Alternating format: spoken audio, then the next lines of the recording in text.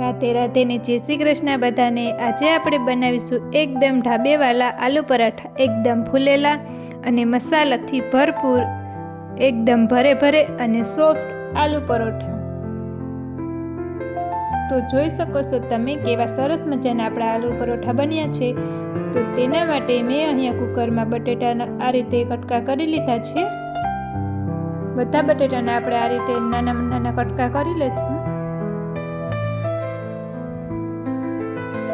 હવે આપણે તેમાં 2 ગ્લાસ પાણી નાખી અને 2 ચમચી મીઠું નાખી તેને બાફવા માટે મૂકી દઈશું।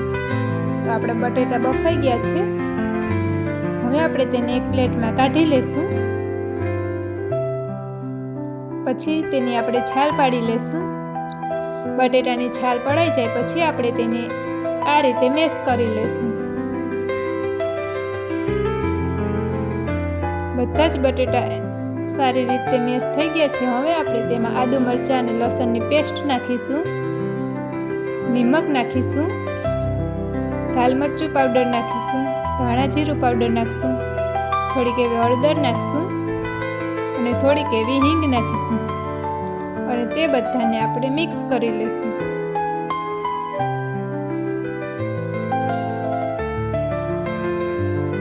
તે બધું એકદમ મિક્સ થઈ જાય પછી આપણે તેમાં થોડીક ઝીણી ઝીણી સમારેલી ડુંગળી નાખીશું। તેમાં સ્વાદ માટે થોડીક ખાંડ અને લીંબુનો રસ નાખી અને તે બધાને ફરીથી મિક્સ કરી લેશું। તો આ મસાલો આપણો તૈયાર છે। હવે અહીંયા મેં ઘઉંનો લોટ લઈ લીધો છે। એમાં આપણે થોડુંક એવું નિમક અને હળદર નાખી અને તેમાં તેલનું મોણ આપી અને આપણે લોટ બાંધી લેશું। લોટ બંધાઈ જાય પછી ફરીથી તેલવાળો હાથ કરી અને આપણે તેને એકવાર બાંધી લેશું અને તેને થોડીક વાર માટે ઢાંકી અને રેસ્ટ કરવા દેશું। હવે આપણે તેને આ રીતે નાની નાની ગોટી વાળી લેશું અને તેની રોટલી વણી લેશું। જો આવી પતલી પતલી આપણે રોટલી વણવાની છે। 2 રોટલી વણવાની છે આપણે। 2 રોટલી વણાઈ જાય આપણી આવી પતલી પતલી પછી આપણે તેમાં તેલ લગાવી અને આપણે તેમાં મસાલો ભરી દઈશું। આ રીતે આપણે બધો મસાલો ભરી દેવાનો છે હાથની મદદથી। જો તમે ચમચીથી ભરશો તો તે સરખો નહીં ભરાય, એટલે મેં અહીંયા હાથની મદદથી જ મસાલો ભર્યો છે। આપણે એકદમ મસાલો ભરાઈ ગયો છે। હવે આપણે બીજી રોટલી તેની ઉપર આ રીતે મૂકી દઈશું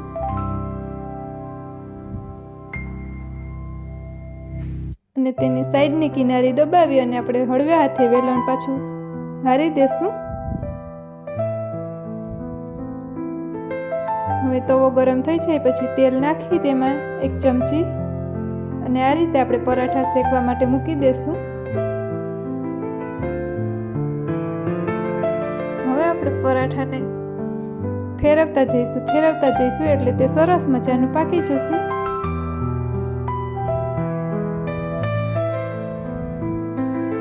જુઓ સરસ મજાનું એકદમ ફૂલેલું પરોઠું બનીને તૈયાર થઈ ગયું છે।